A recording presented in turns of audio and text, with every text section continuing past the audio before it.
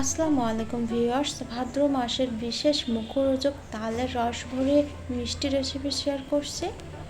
এই মিষ্টিগুলো মুখে দিলে একদম মিলে যাবে আর বানানো কিন্তু খুবই সহজ।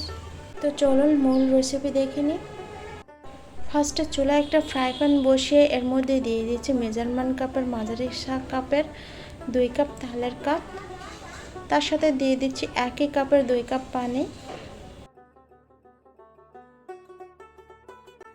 এখন এটা ফুটিয়ে নিব।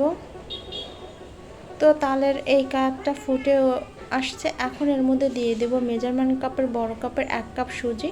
সুজিটা অল্প অল্প করে দিয়ে চুলাটা মিডিয়াম রেখে একটা শক্ত ডো বানিয়ে নেব। যখন দেখবেন প্যানের গা থেকে এই ডোটা ছেড়ে দিছে তখন কিন্তু চুলাটা অফ করে দিতে হবে।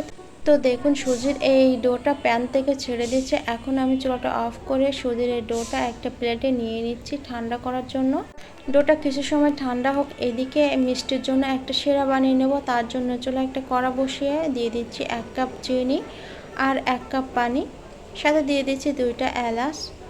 এখন কিছু সময় অপেক্ষা করব চিনিটা গলে আসা পর্যন্ত। তো চিনিটা দেখুন গলে আসছে আর শিরাটা ফুটতে শুরু করছে।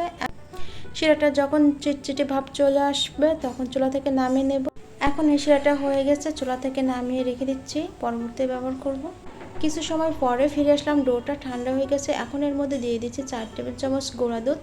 গুঁড়া দুধটা দিয়ে ভালো করে মাখিয়ে নিব। এখন এই ডোটা মিষ্টি বানানোর জন্য একদম রেডি। তো হাতে একটু তেল লাগিয়ে নিব। ডো থেকে ছোট ছোট লেচি করে তারপরে রস ভরিয়ে মিষ্টির শেপটা দিয়ে নিব।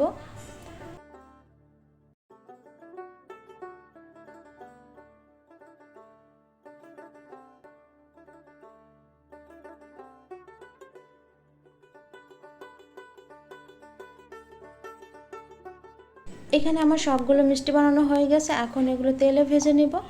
চুলায় আগে থেকে কড়াই তেল বসিয়ে রাখছিলাম, তেলটা ভালো গরম হয়ে আসছে। এখন এর মধ্যে দিয়ে দিব মিষ্টিগুলো। 2-3 মিনিট পরে উল্টে দিব। মিষ্টিগুলো তেলে ছাড়ার সাথে সাথে উল্টাতে যাবে না, তাহলে ভেঙে যেতে পারে। এখন চুলা আঁচটা মিডিয়াম রাখবো।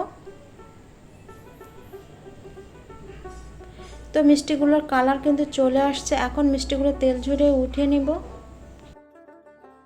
এই মিষ্টিগুলো গরম থাকা অবস্থায় দিয়ে দিব বানিয়ে রাখা চিনি শিরার মধ্যে। মিষ্টিগুলো অবশ্যই গরম থাকতে হবে আর চিনি শিরাটা কুসুম গরম থাকলে হবে। এখন ঢাকনা দিয়ে রেখে দেব মাত্র 10 মিনিট। তো 10 মিনিট পরে ফিরে আসলাম। তো দেখুন মিষ্টিগুলো কিন্তু রস খেয়ে একদম টইটুম্বুর হয়ে গেছে। তো তৈরি হয়ে গেল খুবই মজাদার তালের রস ভরে মিষ্টি। বাসায় একবার হলো এই মিষ্টিটা ট্রাই করবেন আর খেতে কেমন হচ্ছে অবশ্যই কমেন্টে জানাবেন। এখন একটা মিষ্টি কেটে দেখিয়ে দিচ্ছি। তো দেখুন কতটা নরম তুলতুলে আর রসালো হয়েছে। মিষ্টিগুলো একদম পারফেক্ট হয়েছে।